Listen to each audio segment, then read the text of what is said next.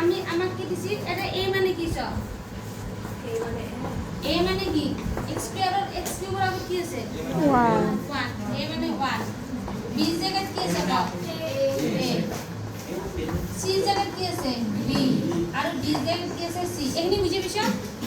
আমাৰ কাছে তিনটা মূল থাকা তিনটা ৰুটস থাকা এটো 2 নম্বৰ লেসনত এটা আমি এটা প্ৰশ্ন যদি ধৰা আৰু এটা আমাক কৈছে এটা মূল তাৰ মানে এটা ৰুট -1 বুলি কৈছে এটা কিমান বুলি কৈছে -1 ধৰা আলফা ৰুট কিটা আমি কি ধৰিলো আলফা বিটা গামা ধৰা alpha equal to -1 alpha equal to -1 এটো যেটো এমসিকিউ প্রশ্ন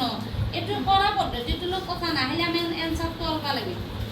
এটা বাকি মূল কিটা বাকি রুট কিটা আমি কি ধৰিলো আলফা বিটা ধৰা এটা কি ধৰো গামা এটা চাবা alpha plus beta plus gamma এর সূত্রটো কি আছে এটা হলো না মাইনাস বি বাই কি আছে মাইনাস বি বাই এটা আলফা জায়গায় কি লিখিম যাও প্রকাশ আলফা জায়গায় কি লিখিম -1 বি জায়গায় কি লিখিম বি মানে কি বি মানে a আর a মানে কি a মানে 1 a মানে 1 a মানে আপলা 1 है ना a মানে 1 এটা তো এর পারায় বিটা প্লাস গামা মাইনাস এ প্লাস 1 মাইনাস 1 মানে কি হবে প্লাস 1 এখানে হইছে না বুঝি এটা এক নম্বর দিলু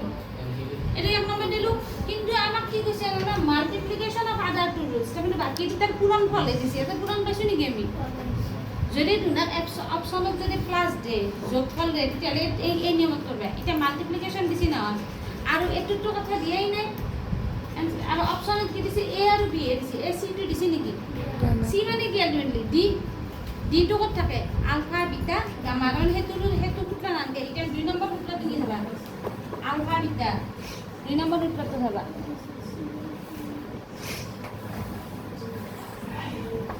ULFA beta plus beta gamma plus gamma কথা মানে কি দিছিল সূত্রটো c বাই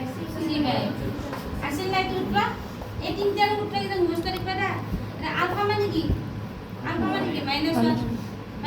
না এদি মানে হবে minus beta plus beta gamma